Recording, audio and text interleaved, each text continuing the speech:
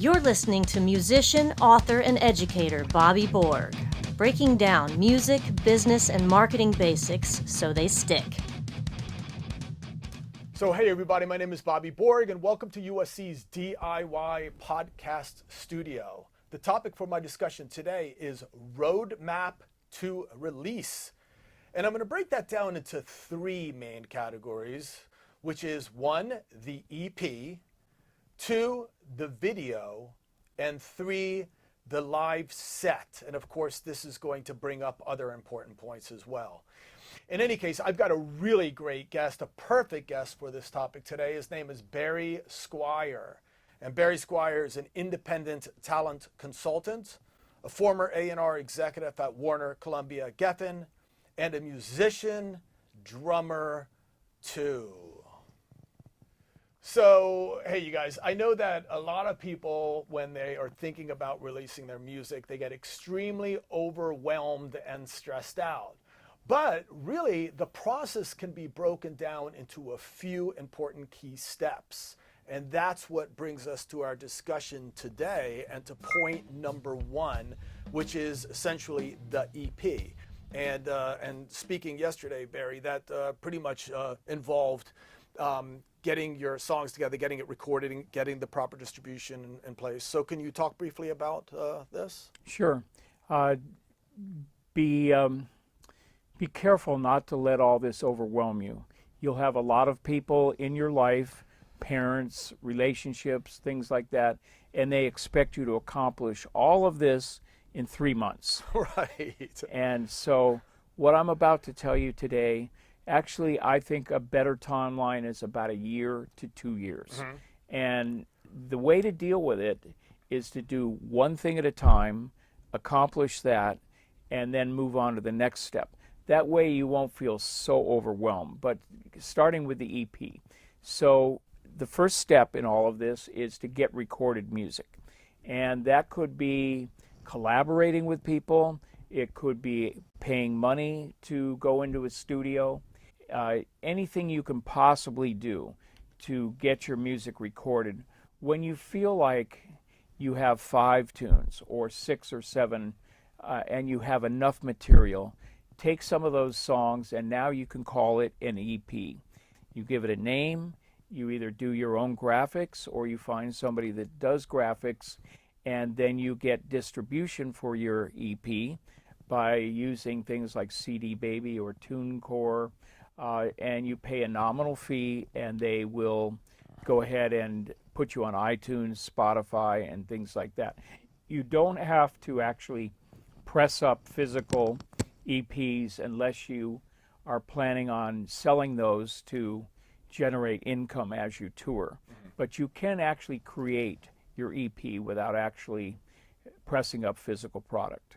Okay, and what would you say, just staying with topic number one, about people that just feel as though they'll do the single release like maybe every 2 weeks or every month? Do you agree with that process? That seems to work right now, is one song every 2 weeks. I personally am overwhelmed by it. You know, I can't keep track of it. And I think some people feel like, oh, not another song from this person. That just seems to be the flavor of the moment, to put out one song every 2 to 3 weeks. I actually think that works just fine. But you should, at a certain point, take those songs and then put it back into the EP concept. Yeah, right. I think kind of a point that I think is important to think about is, it's kind of like not that we're selling cars, but I kind of imagine, like, if you were selling cars, when you get them on the lot and they're interested in the car, you sell them the car. You don't say, well, we'll just show you the wheel for today and then come back tomorrow and we'll show you the bumper and then we'll show you because they might not come back. Right. So this sort of single release process is assuming that they're going to be interested enough on the first song to come back and check out the second one and then check out the third and then maybe get your t-shirt or come to your show, right? So right.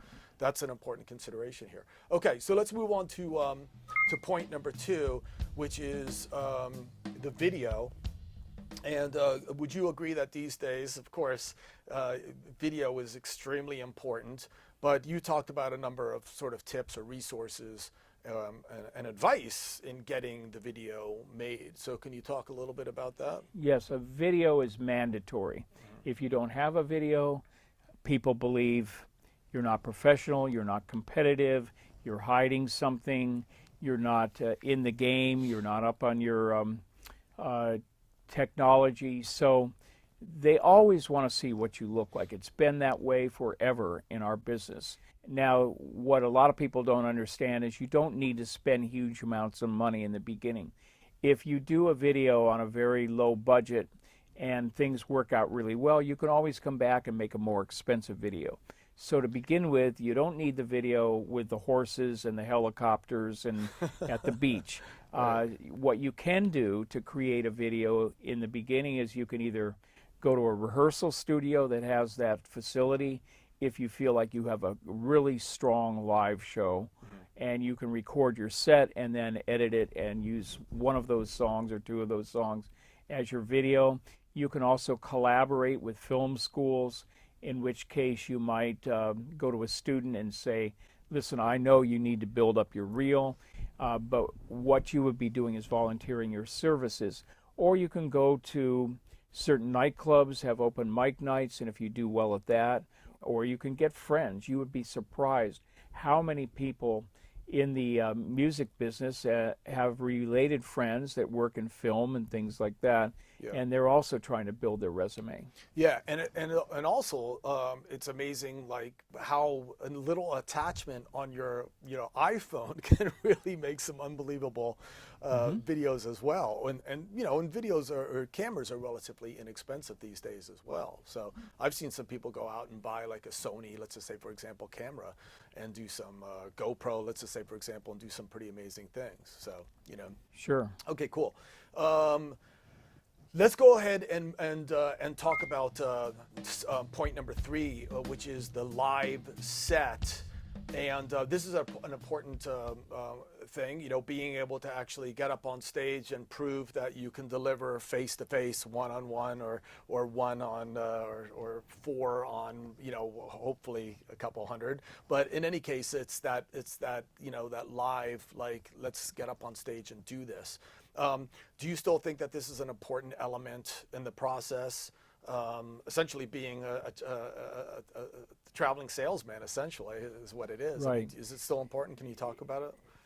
To be honest with you, there are people that will sign somebody to a record label or a management contract based on their look or a television show or their acting ability, and then they work with them. But in the practical path, create the music, create the video, and you'll need those two things to move on to the next step, which is to book some live shows. If anybody does have an interest in you and you are a band or an artist, their question is at some point, can we see you perform? We need to see you play. And so they'll say, when are you going to be doing an appearance? So what you should do after you have your EPK or your video, and EPK ready, is electronic press right, kit, right? Okay. Is approach some nightclubs, and most nightclubs book about 2 months in advance. A lot of people don't realize that. So what you'd want to do is when you have promotional material, you send links to the nightclub, to the booker, the talent buyer, and then they would go and look at you, and hopefully they're interested, and they put you in a date. Now it's 2 to 3 months ahead of time. Many times you also have to go into a late slot at a club and then work your way into the premium times that the industry expects, which is Monday through Thursday between 8 and 11 o'clock. Okay. And I will say this is a personal opinion, but do whatever you possibly can to avoid pay-to-play, pre-sales, guarantees, anything where people ask you to buy onto a time slot. In my case, and a lot of people in the industry recognize those dates, and they say right away, oh, this person had to pay $500, $700 to be on this show. Right. and then they support the places like a singer-songwriter going to a hotel cafe where they're not actually buying onto the bill. Right. Okay, cool. Thank you very much. Excellent Sure. tips. And then of course another important element to all of this too, and Barry and I have talked about this, is the fact that now you need to attract attention. You need to get the fans, and that is like a whole nother clip that we'll be doing in the future. So be sure to check that out. And also, by the way, that material is also available in Music Marketing for the DIY Musician. So you guys also might want to check that book out as well. And I hope you guys check out additional clips. So essentially what we've been talking about is the roadmap to release. And we talked about point number 1, the EP. And number 2, we talked about the video. And then number 3, we talked about the live set. So, hey, you guys, my name is Bobby Borg, and essentially we're just trying to break down music business and marketing basics so that it sticks. And as I always say, to end my podcast, peace and thanks for watching. Thanks again, Barry. Appreciate it. All right.